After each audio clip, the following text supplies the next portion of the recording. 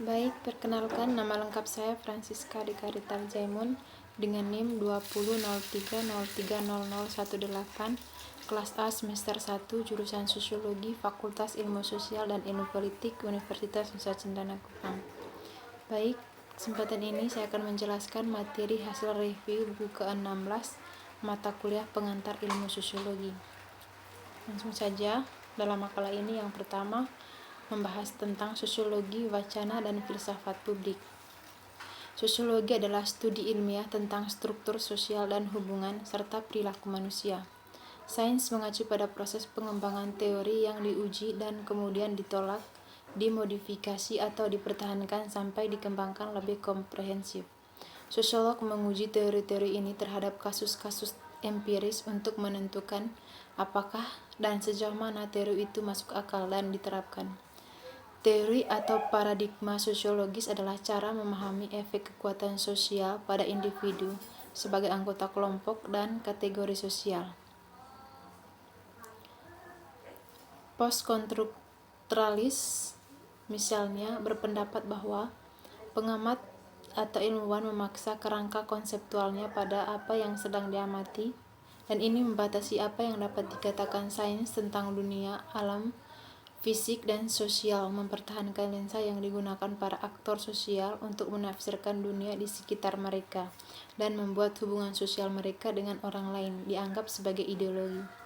Ideologi dari serangkaian nilai, asumsi, dan keyakinan yang membantu aktor sosial untuk memahami fenomena sosial kompleks yang mereka amati dan hadapi dalam interaksi mereka sehari-hari.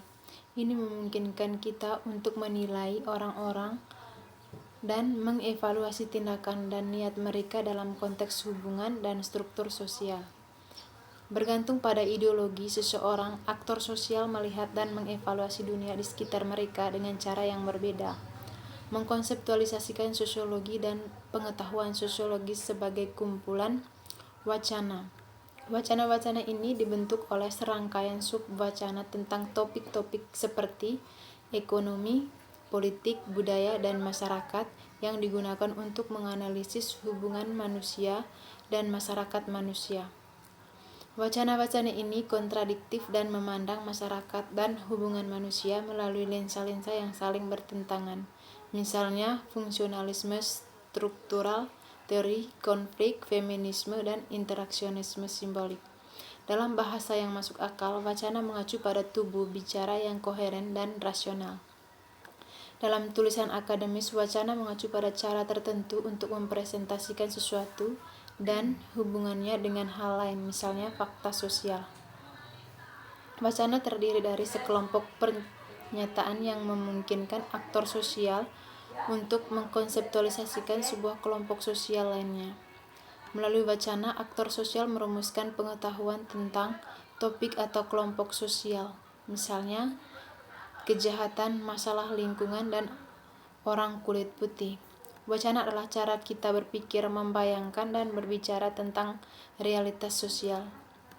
Diskursus adalah kerangka kerja yang membentuk cara kita membingkai pemikiran kita tentang masalah sosial dan jenis konsep serta bahasa yang kita gunakan untuk membicarakannya. Diskursus ini adalah nilai, norma, dan gagasan yang terdapat dalam berbagai teks budaya seperti majalah populer hingga jurnal ilmiah yang digunakan untuk membangun dan menghubungkan satu set masalah dan hal-hal sosial satu sama lain. Baik, yang berikut kita masuk ke bab kedua, yaitu membahas tentang imajinasi sosiologis dan sosiologi kritis.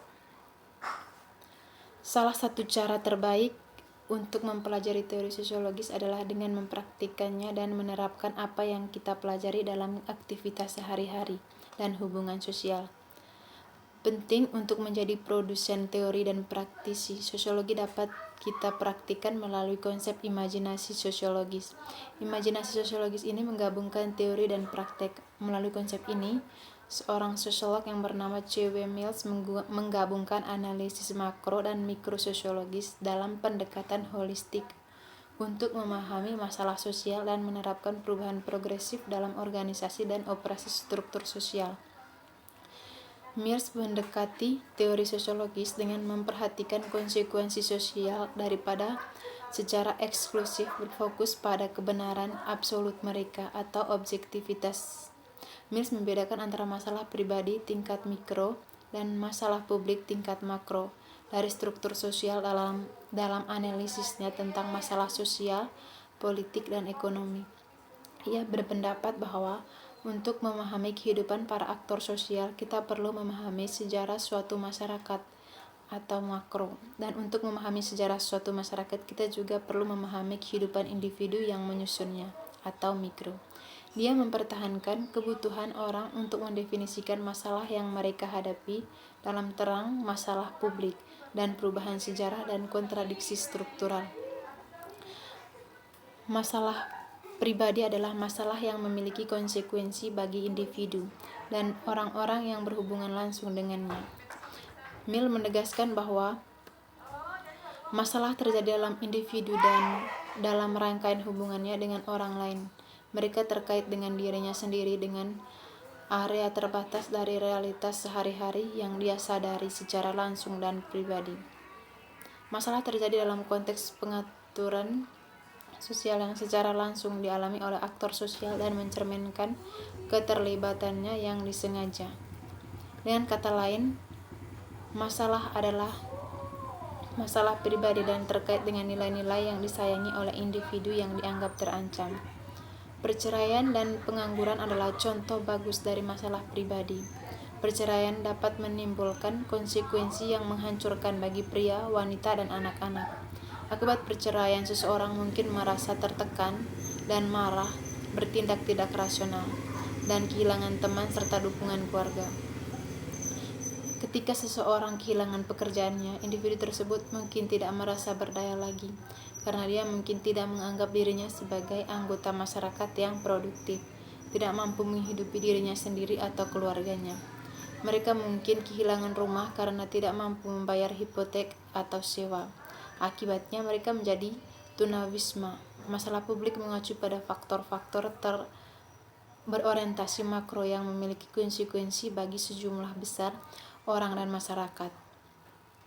Efek deindustrialisasi di Kanada dalam hal hilangnya manufaktur dan pekerjaan berserikat dan meningkatnya pengangguran di bagian industri negara adalah contoh masalah publik yang mempengaruhi banyak orang.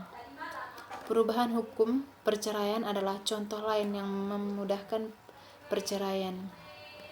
Penting untuk dicatat bahwa hubungan dialektis antara masalah pribadi dan masalah publik. Masalah pribadi yang tersebar luas dapat menjadi masalah publik dan masalah publik dapat menyebabkan masalah pribadi bagi banyak orang.